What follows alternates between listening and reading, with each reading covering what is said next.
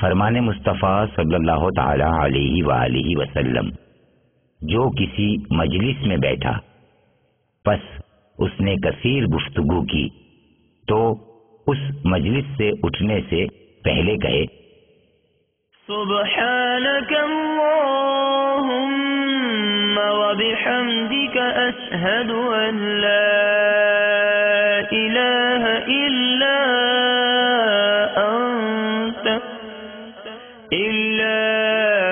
انت استغفرک واتوب الیک۔ ترجمہ: تیری ذات پاک ہے اور اے اللہ عز و جل، تیرے ہی لیے تمام خوبیاں ہیں۔ میں گواہی دیتا ہوں کہ تیرے سوا کوئی معبود نہیں، تجھ سے بخشش چاہتا ہوں اور تیری طرف توبہ کرتا ہوں تو بخش دیا جائے گا جو اس مجلس میں ہوا۔ صلو علی النبی